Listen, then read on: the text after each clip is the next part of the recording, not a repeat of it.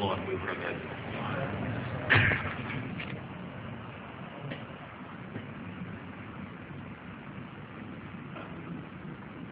Innal hamdalillah nasta'inuhu wa nastaghfiruhu wa nu'minu bihi wa natawakkalu 'alayhi wa na'udzu bihi min shururi anfusina wa min sayyiati a'malina. من يهديه الله فلا مضل له ومن يضلل فلا هادي له. أشهد أن لا إله إلا الله وحده لا شريك له وأشهد أن سيدنا مولانا محمدا عبده ورسوله. اللهم صل وسلم وبارك عليه وعلى آله وأصحابه والتابعين لهم بإحسان إلى يوم الدين. أما بعد، فقد قال في كتابه الكريم: إن الذين قالوا ربنا الله ثم استقاموا تتنزل عليهم الملائكة ألا تخافوا ولا تحزنوا وأبشروا بالجنة التي كنتم توعدون نحن أولياؤكم في الحياة الدنيا وفي الآخرة ولكم فيها ما تشتهي أنفسكم ولكم فيها ما تدعون نزلا من غفور رحيم. ومن أحسن قولا ممن دعا إلى الله وعمل صالحا وقال إنني من المسلمين.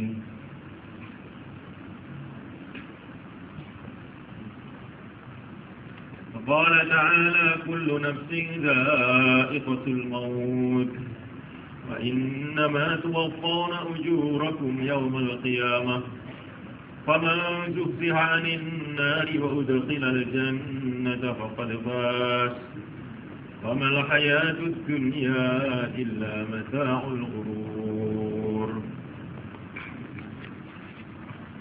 Hadirin dimuliakan Allah Ta'ala,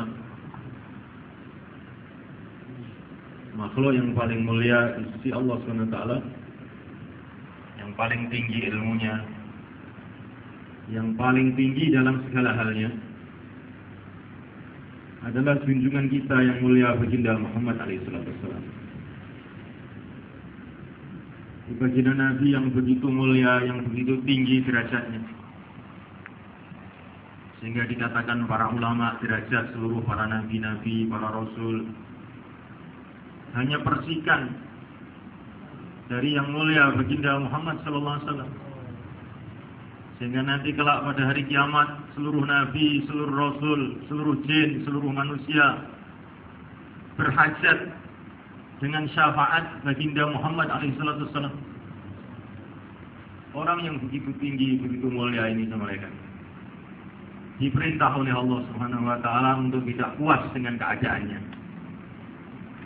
Sehingga Allah berfirman kepada nabinya dan kekasihnya ini, wa qur rabbi zidni ilma, hai Muhammad, katakanlah, hai Tuhanku, tambahilah aku ilmu, tambahilah aku pengetahuan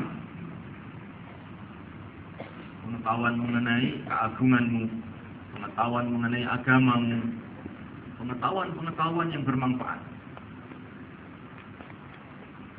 Memuliakan Allah Subhanahu wa Ta'ala.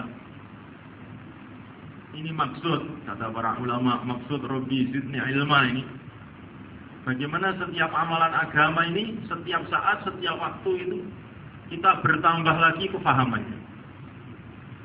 Sehingga setiap amalan itu, setiap waktu, setiap keadaan menjadi sangat istimewa bagi kita. Berbeda dengan yang tadi. Salat subuh hari ini berbeda dengan salat subuh kemarin.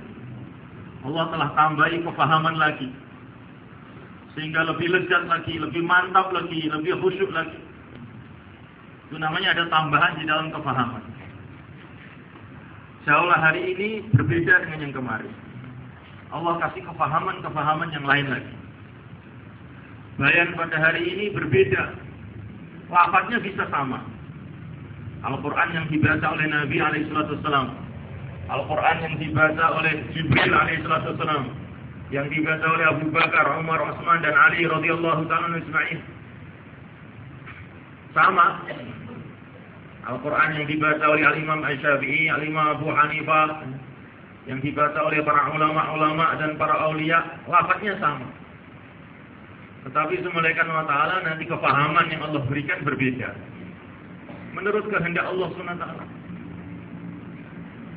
Maka semulaikan Allah SWT dalam satu riwayatnya, Jibril membawa ayat dalam surat Al-Baqarah, Alif. Maka baginda Nabi SAW menjawab, iya, saya paham katanya. Lam, iya, saya paham katanya. Mim, iya, saya paham. Sehingga Jibril pun heran, saya tidak paham ya Rasulullah ini. Jadi yang menyampaikan dengan yang mendengarkan kadang-kadang lebih paham yang mendengarkan. Jadi semulaikan Allah SWT. Maka semulaikan Allah Ta'ala kita dalam bicara masalah agama ini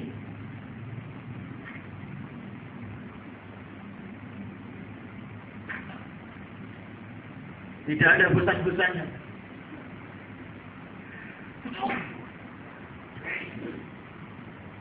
Kita ulang lagi dan ulang lagi. Saya pernah mendengar Mufti Zainal Abidin rahimahullah, waktu bayang di Nizamuddin. Saya ini sudah sejak muda dulu senantiasa datang ke Nizamuddin, mungkin sudah ribuan kali sampai sekarang. Dan saya setiap datang ke Nizamuddin ini dengan niat supaya Allah SWT memberikan tambahan kepahaman kepada aku. Maka setiap saya datang ke Nizamuddin mesti ada saja, kata beliau, kalimah-kalimah yang belum pernah saya dengar, kepahaman-kepahaman yang dulu saya tidak memahaminya atau tidak sampai ke otak saya, ke hati saya, senantiasa ada. Maka begitu juga dalam majlis-majlis seperti ini. Kalau kita ini senantiasa niat untuk menambahkan kepahaman, berharap kepada Allah supaya Allah memberikan tambahan kepahaman kepada kita, tambahan kemantapan kepada kita, maka Allah SWT akan memberikan tambahan-tambahan. Tapi saya tentu usaha supaya kita ini urusan agama ini nerimo ing pandum. Nerimo ing pandum itu bagaimana? Saonoe wae. Saya ini sudah cukup. Sudah cukup, tidak perlu ada mendengar apa-apa lagi saya. Sehingga akhirnya belum lagi mulai bayan sudah mulai tidur. Ini yang gawat semuanya. Maka diceritakan dalam kitab Ruhul Bayan, sebuah kitab tafsir, Iblis itu tiap hari mengirimkan setan-setannya ke seluruh dunia.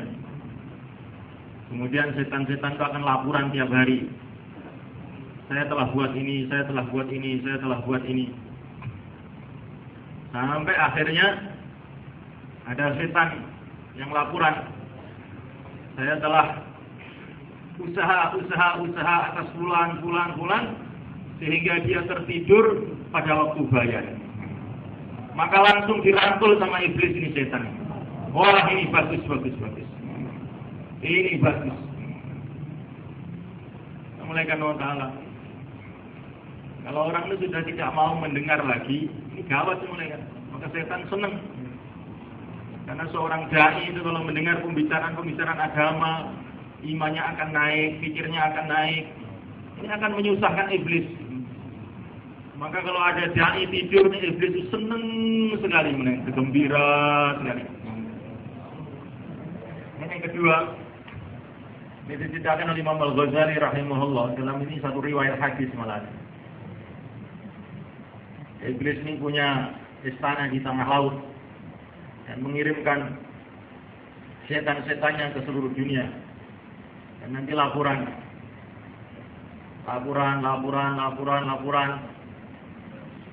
Iblis mendiam aja. Saya sudah berhasil menipu ini, dia diam aja. Tapi sudah ada laporan, saya telah usaha atas bulan, sehingga dia bertengkar satu sama lain. Maka iblis langsung berdiri dirangkul. Ini bagus, baru ini berhasil ini.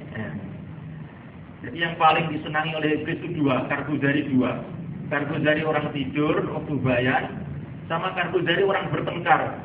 Ini paling senang iblis sudah ini. Ya. Maka sudah mulaikan Allah Ta'ala, kita jangan tidur insya Allah malaikat. Ya. Ini maksudnya ini semulaikan bukan untuk bicara pada tuan-tuan, bukan untuk menasihati orang tidur, bukan. Karena orang tidur tidak dengar apa-apa, nggak bisa dinasihati. Ini pembicaraan untuk orang yang melek, malaikat. Maka yang tidur jangan tersinggung. Ya. Memulaikan Allah Subhanahu Wa Taala. Maka Maulana Umar rahimahullah sering waktu bayang subuh itu beliau menyampaikan pantun-pantun syair. Qum ya habibi kam tanamu al-lailu wan-naharu la yanamu. Bangunlah hai saudaraku, bangunlah hai saudaraku. Berapa banyak kamu tidur? Sesungguhnya siang dan malam tidak pernah tidur. Siang dan malam akan menggiring kamu menuju kubur. Tidak pernah tidur. Walaupun tidur ke kubur juga. Memulaikan Allah Ta'ala. Kemudian beliau mengatakan, Qum ya habibi kam tanamu al-jannatu wan-naru la yanamu. Bangkitlah hai saudaraku, bangunlah hai saudaraku. Berapa banyak kamu tidur? Sesungguhnya surga dan neraka tidak pernah tidur. Ini surga sekarang sedang dibangun besar-besaran. Masya Allah, istana-istana dari emas, istana-istana dari intan, sungai-sungai dari susu, dari madu. Kata Sayyidah Aisyah radhiyallahu ta'ala anha, kamu coba, kamu tutup kuping kamu dua-duanya, katanya beliau. Kalau kamu tutup kedua-duanya kuping kamu, maka akan terdengar suara sungai mengalir. Kata Sayyidah Aisyah ini sungai yang ada di Telaga Kautsar, katanya Aisyah. Kalau kamu ingin dengar, kamu tutup telinga kamu kedua-duanya, nanti akan dengar suara Telaga Kautsar, katanya Aisyah radhiyallahu ta'ala.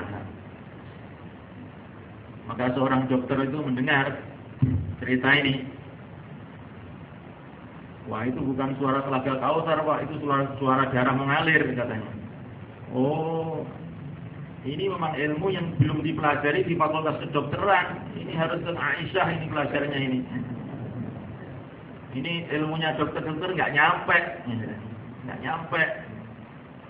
Ini ilmu gaib ini. Ilmu yang zahir saja dokter ini belum selesai. Apalagi yang besar-besar. Ilmu mengenai gigi saja sampai sekarang belum selesai. Ilmu mengenai rambut saja sekarang belum selesai. Nyatanya dokter-dokter rambutnya juga pada memutih. Kalau sudah selesai, nggak ada dokter yang rambutnya memutih. Karena mulaikan Allah Subhanahu Wa Taala. Maka beliau terus mengungkapkan lagi satu pantun lagi. Qum ya habibi kam tanamu talibul jannati la yanamu. Bangkitlah hai saudaraku, bangkitlah hai saudaraku. Berapa banyak kamu tidur ini? Orang yang ingin surga tidak bisa tidur. Orang yang ingin dunia saja tidak bisa tidur. Penjual bakso tidak bisa tidur. Petani tidak bisa tidur. Pegawai negeri tidak bisa tidur. Lihat orang di kantor-kantor, tidak ada yang tidur. Lihat orang-orang di sawah-sawah dan ladang-ladang, semua bergerak, tidak ada tidur. Hanya orang tabligh saja yang tidur ini sama mereka. Ya. Itu saja.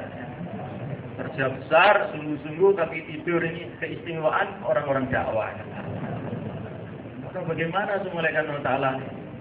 Bahwa kita ini tidak malu kepada Allah SWT.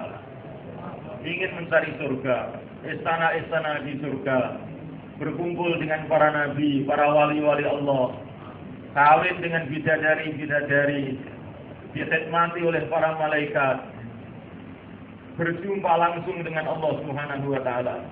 Kemudian kita bisa tidur mereka. Bagaimana ini orang mencari surga bisa tidur?